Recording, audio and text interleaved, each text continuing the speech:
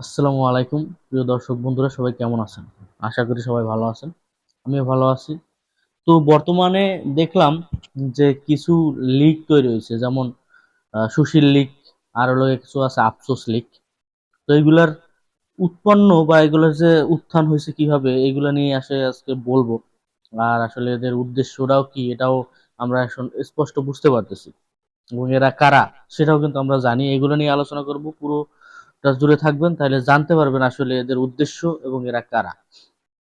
তো এই যে আহ, আওয়ামী লীগের পতনের পর, আওয়ামী লীগের পতনের পরেই কিন্তু এই সুশীল লীগ আর এই আফসোস লীগের জন্ম হয়েছে।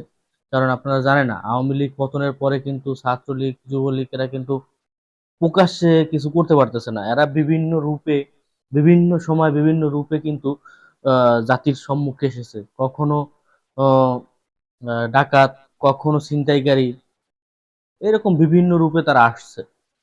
তারপর সর্বশেষ সুশীল রূপে তারা আসছে, আফসোস রূপে। এই এখন বর্তমানে আফসোস আর সুশীল রূপে তাদের দেখা যাচ্ছে। আসলে কিছু বলার নাই, বলতে চাচ্ছিলাম না, তবে ভাবলাম যে না বললে আসলে মনের ভিতর একটা কেমন যেন একটা ইয়া লাগতেছিল। এই কারণে আসলে বলা কথাগুলো। তো এই যে গত 16 বছর কত ধরনের মানুষকে নির্যাতন করা হইলো, কত ধরনের টাকা পাচার করা হইলো, কত আহ, অমানবিক নির্যাতন করা হয়েছে মানুষের মানুষের প্রতি, বিভিন্ন রাজনৈতিক বিরোধী দলের প্রতি। তখন এই যে সুশীল লীগ, বা এই যে এখন সুশীল, যারা নিজেকে সুশীল দাবি করতেছে, যে আমরা কি এই স্বাধীনতা, এরকম স্বাধীনতা পেয়েছিলাম কিনা, আমরা ওরকম স্বাধীনতা পেয়েছিলাম কিনা, এইটাই কি স্বাধীনতা? আগে, মানে এরা প্রকাশ করতে চাচ্ছে এইভাবে যে আগের জনই ভালো ছিল, এরকম। তো আমি তাদেরকে উদ্দেশ্য করে বলতেছি, আপনারা কই ছিলেন?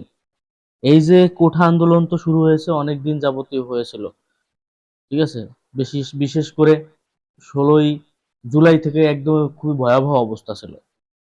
তখন আপনাদের, আমি প্রত্যেকটা যারা এই যে সোশ্যাল মিডিয়ায় এই এই ধরনের কথা বলে, এরকম স্বাধীনতাকে আমরা চেয়েছিলাম কিনা, তারপর বিভিন্ন ধরনের আহ, অনেক কিছু শেয়ার করে, তো এদের প্রোফাইল ঘাটাঘাটি করে দেখলাম এরা কোনো ধরনের কোনো মন্তব্য গত 16 বছর তাদের দেখি নাই।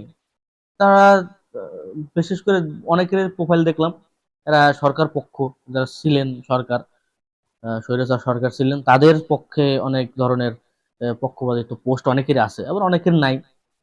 তো যাদের নাই তারা এখন কি কারণে তাদের এত চুলকানি, তাদের এখন চুলকানি কি কারণে, এটাই তো প্রকাশ পায় যে আসলে যে এরা এখন নতুন সুশীল গজাইছো তোমরা। এর আগে যখন এই যে যারা বিরোধী দল করতো, তারা যায় বিভিন্ন সময় ঘরে থাকতে পারে নাই, নিজের এলাকায় যাইতে পারে নাই, বিভিন্ন ধরনের নির্যাতন হয়েছে, তখন তোমাদের চোখে পড়ে নাই? তখন তোমরা কই ছিলা? এখন তোমরা দেখাইতে আসছো এটা না ওইটা, ওইটা না এটা, এটা কি আমরা চাইছিলাম, ওইটা কি আমরা চাইছিলাম। তুমি কি চাইছো কি না চাইছো সেটা 16 বছর আগে দেখতে দেখতে পারতাম, যদি বুঝতে পারতাম হ্যাঁ তুমি এটা চাইছিলা, তখন তাহলে তোমার এই কথার যুক্তি ছিল। তারপর অনেকে আবার পোস্ট করে যে তোমাদেরকে মারছিল, এই কারণে কি তোমরা মারবা, যুক্তি দেখায়। কুকুরে কি তোমারে কামড় দিলে তুমি কি কুকুরে কামড়াবা? তারপর আমি একটা পোস্ট দিছিলাম, হয়তো বা অনেকে দেখছেন, যে তাইলে আপনি আমার কাছে আসেন, আপনার কানের নিচে দুইটা মাইরে দিই, তারপর দেখি আপনার রিয়াকশনটা কি হয়। তো যারা সুশীল অথবা আফসোস করতেছেন, তাদের উদ্দেশ্যে আমি বলতেছি, আপনারা চুপ যান। কারণ আপনাদের যে কর্মকাণ্ড, আপনারা যদি এই ধরনের সুশীলতা দেখান আর এই আফসোসতা দেখান, তাহলে কিন্তু আপনাদের প্রোফাইল দেখা হয়, আমরা দেখি আসলে যে আপনি বিগত দিনে কি করছেন, বিগত দিনে আপনার নিরপেক্ষতা ছিল কিনা, বিগত দিনে আপনি আসলেই কোন পক্ষপাতিত্ব করছেন, এগুলো কিন্তু দেখি, এগুলো কিন্তু হিস্টোরি থেকে যায়। এখন আপনার তো এত কিছু বলার দরকার নেই। আপনার এত সুশীলতা দেখানোর কোনো মানে নাই। আপনি সুশীলতা দেখাইতেন তখন দেখাইতেন, যখন একটা বিরোধী নেতা কর্মী যখন 16 বছর বাড়িতে থাকতে পারে নাই, স্বাধীনভাবে ঘুরতে পারে নাই, অনেকে বাংলাদেশে থাকতে পারে নাই, তখন আপনি কথা বলতেন। তারপর সবচাইতে বড় কথা হয়েছে এই যে স্বৈরাচারের যে সবচাইতে যে মানে জঘন্য যে কাজগুলো করছে, ছাত্রদের উপর গুলি চালানো হইতে, আয়না ঘর, তারপরে এত টাকা দুর্নীতি, বিভিন্ন সময় অনেক দুর্নীতিবাজকে ধরা হয়েছে, তখন তো আপনাদের কোনো ভূমিকা দেখি নাই। তখন আপনারা তখনও তো শুনিনি, আপনাদের তখন বলা উচিত ছিল না যে এই এরকম স্বাধীনতায় কেন এরকম চিন্তাই হয়, কেন এরকম টাকা পাচার হয়? এরকম তো উদ্দেশ্যমূলক কোনো পোস্ট তখন দেখি নাই, তাহলে এখন কেন? এখন কেন? হ্যাঁ, এখন আমার একটাই কথা হয়েছে যে আপনারা চুপ থাকেন। আর কিছু আছে, ভারতের দালাল, দালালি বন্ধ করেন, থাকেন বাংলাদেশে, ভারতের দালালি করেন কেন? বাংলাদেশে যদি ভালো না লাগে তাহলে চলে যান না, তাহলে ভারতের দালালি করতে চাইলে ভারতে যেয়ে থাকেন, তাহলে বাংলাদেশে থেকে ভারতের দালালি কেন করেন? বাংলাদেশের কি, বাংলাদেশের স্বাধীনতায় ইন্ডিয়ার কি অবদান আছে, কি করছে এটা সবাই জানে। তারা কি উদ্দেশ্য হাসিল করতেছে এটা যারা সাধারণ মানুষ অথবা যারা বোঝার তারা কিন্তু জানে। এগুলা এগুলা ইতিহাস আহ, সবাই যাই নাই কিন্তু এগুলা কথা বলে। তো আপনি নতুন ইতিহাস বানাই তো লাভ নাই। তো দালালি বন্ধ করেন, দালালি এগুলো আসলে মানুষ এখন আর এগুলো চলে না। দালালি বন্ধ করে আপাতত যে পোস্ট গুলো করছেন এগুলো ডিলিট করে ফেলেন, নাইলে হয়তো বা অনেক সময় এইগুলার জবাব দিতে দিতে হইতে পারে।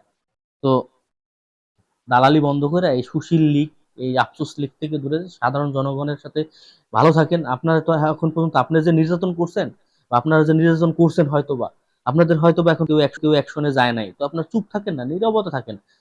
আপনারা তো দেখতেই পারতেছেন যে আপনারা যে পরিমাণ নির্যাতন করছেন আপনাদের কিন্তু সেইভাবে নির্যাতন করা হয় নাই।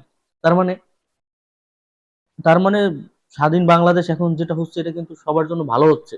বর্তমান সরকার যারা আছে এরা কিন্তু বাংলাদেশটা নিয়ে অনেক ভাবতেছে, ছাত্ররা ভাবতেছে, যারা সরকারের দায়িত্ব এখন পালন করতেছে তারা সবাই ভাবতেছে, এবং বিভিন্ন ধরনের বিরোধী রাজনৈতিক দল তারাও কিন্তু এদেরকে সাপোর্ট দিতেছে। তো আপনারা এরকম আঙ্গুল দেওয়ার তো কোনো মানে নাই, আপনারা চুপ থাকেন।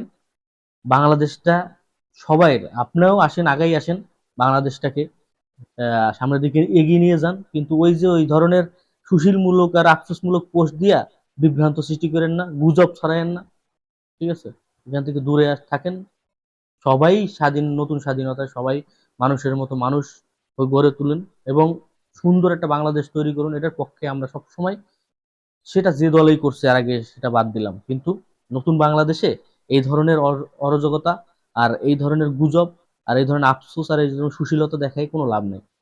তো আমার একটাই কথা, ভালো হয়ে যায়। তো আমার কথা হয়তো বা অনেকে খারাপ লাগতে পারে, যাদের খারাপ লাগবে তারা আসলে সুশীল আর লগে আফসোসের ভিতর আছেন। তো তাদের খারাপ লাগবে, এটি স্বাভাবিক। সবাই ভালো থাকবেন, সুস্থ থাকবেন, দেখা হচ্ছে পরবর্তী কোনো ভিডিওতে। গুড বাই, টাটা, খুদা হাফেজ।